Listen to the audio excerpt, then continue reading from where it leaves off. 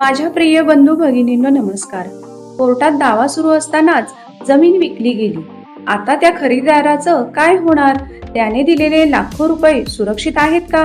की कोर्टाचा एकच निर्णय त्याचा संपूर्ण व्यवहार धोक्यात आणू शकतो? अनेकांना याच ठिकाणी मोठा गैरसमज होतो. आज आपण जाणून घेणार आहोत, कोर्टात दावा सुरू असताना जमीन विकल्यास कायदा नेमकं काय सांगतो.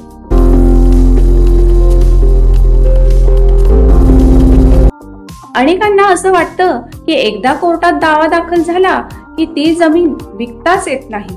पण कायदा तसं सांगत नाही.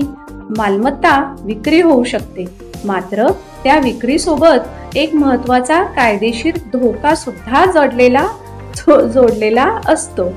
जर त्या मालमत्तेबाबत कोर्टात मालकी हक्क, वाटणी, खरेदी खत, ताबा किंवा इतर कोणताही दिवाणी दावा प्रलंबित असेल तर त्या काळात झालेल्या विक्रीवर ट्रान्सफर ऑफ प्रॉपर्टी ऍक्ट च्या कलम 52 मधील डॉक्ट्रिन ऑफ लीज पेंडन्सी लागू होऊ शकते. याचा अर्थ असा की खरेदीदाराने व्यवहार केला असला तरी तो न्यायालयाच्या अंतिम निर्णयापासून वेगळा राहू शकत नाही. उदाहरणार्थ, अ ने ब विरुद्ध मालकी हक्काचा दावा दाखल केला. दावा सुरू असतानाच ब ने तीच जमीन क ला विकली.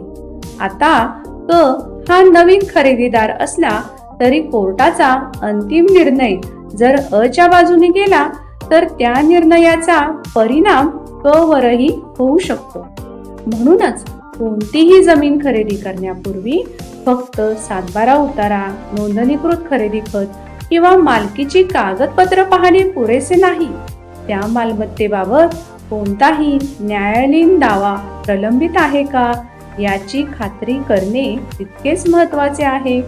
लक्षात ठेवा, कोर्टात दावा सुरू असताना झालेली विक्री आपोआप रद्द होत नाही, पण न्यायालयाच्या अंतिम निर्णय त्या खरेदीदारालाही मान्य करावा लागू शकतो. मग ह्यासाठी उपाय काय? तर ज्या वेळेस आपण दिवाणी दावा कोर्टात दाखल करतो, उदाहरणार्थ वाटपाचा दावा कोर्टात दाखल झाला किंवा इतर कोणत्याही प्रकारचा प्रॉपर्टी संदर्भातला दावा ज्यावेळेस कोर्टात दाखल होतो त्यावेळेस मात्र पहिल्यांदा आपण कोर्टातून स्टे ऑर्डर मिळवणं अत्यंत महत्त्वाचं असते. त्यामुळे भविष्यात अशा विविध लिटिगेशन्सला सामोरी जावे लागत नाही